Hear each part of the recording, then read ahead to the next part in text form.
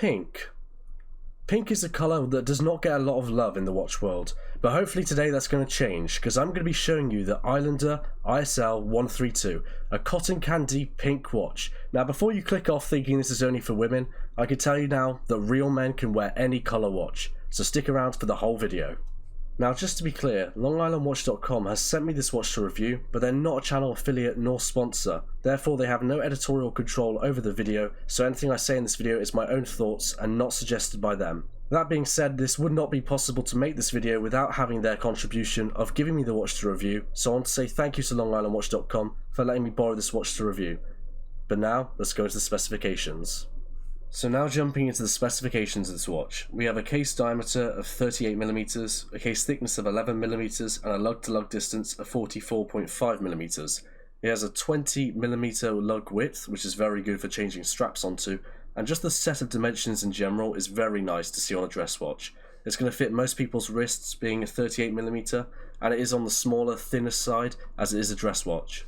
But that's not to say it's not functional, because this watch features a screw-down caseback and a screw-down crown, allowing for 100 meters of water resistance, which while maybe not necessary in a dress watch, is always a welcome addition.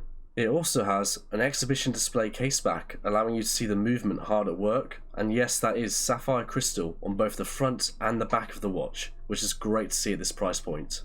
So what is the price? Well, this is going to be a bit tougher to swallow compared to my other Islander review, because this one's $150 more expensive, coming in at $349, which is not breaking the bank by most people's standards, but it's definitely not as affordable as the previous model I reviewed.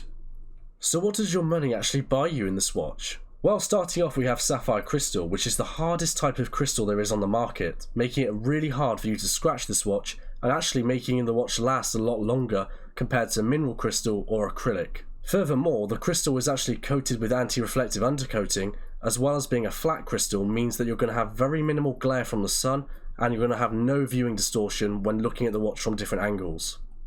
In addition to that, this case diameter is 38mm, which is going to be good for most men and most women, making it accessible to both wrist sizes.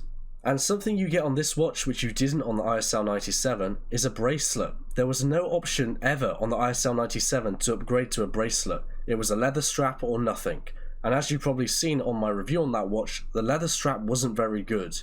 But I'm relieved to say the bracelet on this watch is really good. I actually enjoyed this bracelet as it's just a simple design. You have screw links which are easy to remove, as well as 3 levels of micro adjust to get that perfect fit. Therefore, wearing this bracelet has felt a lot better than wearing the leather strap on the ISL-97, and I've just enjoyed it a lot more. But now onto the reason you're probably on this video to begin with, and that is the dial of this watch. It's a bright, controversial colour, cotton candy pink, a colour that has long been neglected by the men's wristwatch community. But now on this watch, I'm going to say that it works really well. Now this might not be a watch you wear every day, but it might not be a watch you wear during the day, but it is definitely a watch you can wear out to a dinner party with a beautiful lilac or salmon coloured shirt, and it would just pop beautifully. It just goes so flawlessly with it. Maybe have a pink handkerchief in your pocket, it would just be elegant. Or maybe you're a lady trying to shop for a watch. Well, this watch is also great for that as well. You could wear this during business hours, you can wear this during home hours. It does not matter, this watch will go flawlessly either way. And it being 100 meters of water resistance means it can handle life.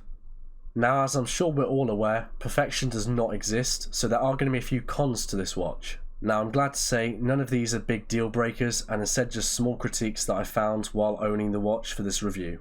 Now, the first thing is going to be the clasp. Now, a clasp is something you interact with multiple times per day when owning a watch.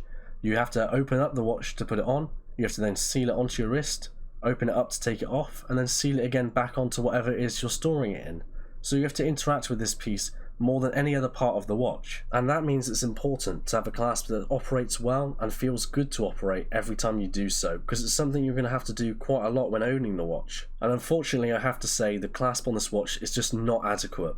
The milled clasp is nice to have, but the fold over just does not feel good. It does not feel like a quality product. and it not being signed is just another detail which is missing. If it was me personally that was designing this watch, I would instead reinvest what I would with the exhibition display caseback, save that sapphire crystal and the money saved there, and reinvest it into the clasp, making it a butterfly clasp instead of a fold over clasp. Lastly, it's going to be a small detail I noticed with the bracelet. For whatever reason, the bracelet just does not fit the lugs properly. It seems to ride a bit too low on the lugs, and I'm not sure why. This is obviously not a deal breaker and is not going to affect the way you wear the watch. It's still going to feel the exact same on your wrist, but it's something that I noticed regardless. And that's going to be the end of my review of the ISL-132 Cotton Candy Pink Islander watch. I really hope you enjoyed this video. I really did enjoy making it. And if you want to see more videos like this, make sure you subscribe to the channel to stay up to date. It's free after all. But until this video, goodbye.